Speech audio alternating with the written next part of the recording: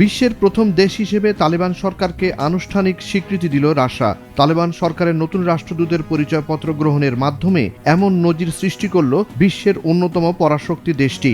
Russia এবং আফগান তালেবান সরকারের মধ্যে বন্ধুত্বপূর্ণ সম্পর্ক গড়ে তোলার অংশ হিসেবে এটি বড় পদক্ষেপ বলে বিবেচনা করছেন তারা।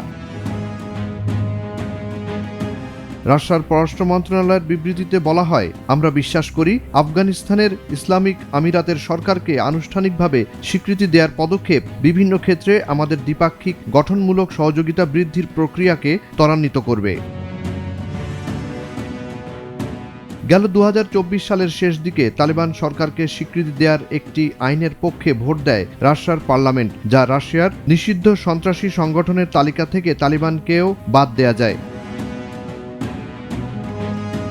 রাশিয়ার এমন স্বীকৃতিকে সাধুবাদ জানান আফগান পররাষ্ট্রমন্ত্রী আমির খান মুত্তাকি। তিনি বলেন, এই সাহসী সিদ্ধান্ত অন্যদের জন্য উদাহরণ হয়ে থাকবে। এখন যেহেতু স্বীকৃতির প্রক্রিয়া শুরু হয়েছে, রাশিয়া সবার আগেই এগিয়ে গেল। কিছু দেশ আফগান দূতাবাসের কিছু অংশ তালেবান প্রতিনিধিদের কাছে হস্তান্তর করলেও এখনও স্বীকৃতি দেয়নি তালেবান সরকারকে। রাশিয়ার স্বীকৃতি এমন এক সময় আসলো যখন পশ্চিমা কূটনীতিকরা স্পষ্ট করে জানিয়ে দিয়েছিলেন তালেবান সরকার নারী অধিকারকে সম্মান না করা পর্যন্ত তাদের স্বীকৃতি দেওয়ার পথ বন্ধ।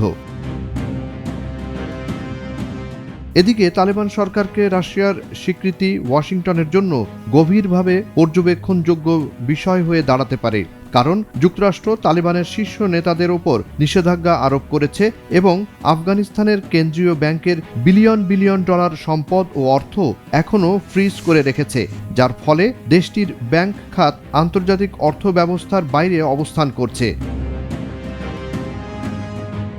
2021 সালের আগস্টে যুক্তরাষ্ট্র ও ন্যাটো বাহিনী আফগানিস্তান থেকে সরে গেলে তালেবান সরকার ক্ষমতা দখল করে।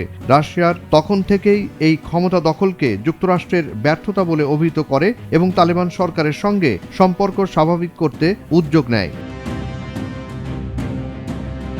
2022 ও 2024 সালে তালেবান প্রতিনিধিরা রাশিয়ার সেন্ট পিটার্সবার্গ অর্থনৈতিক ফোরামে অংশ নেন। 2024 সালের অক্টোবর মাসে তালেবানের শীর্ষ কূটনীতিক মস্কোতে রাশিয়ার পররাষ্ট্রমন্ত্রী সের্গেই ল্যাভরভের সঙ্গে সাক্ষাৎ করেন। জুনায়েদ আলী সাকি, বৈশাখী সংবাদ।